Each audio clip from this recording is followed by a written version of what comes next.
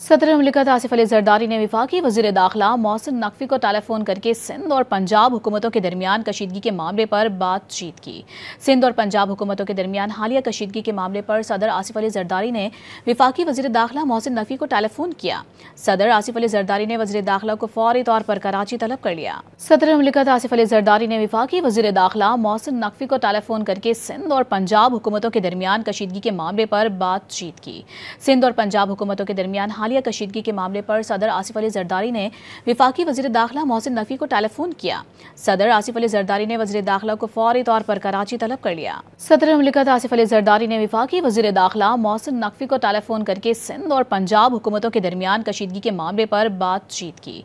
सिंध और पंजाब हुकूमतों के दरमियान हालिया कशीदगी के मामले पर सदर आसिफ अली जरदारी ने वफाकी वज़ीर दाखिला मोहसिन नकवी को टेलीफोन किया। सदर आसिफ अली जरदारी ने वज़ीर दाखिला को फौरी तौर पर कराची तलब कर लिया।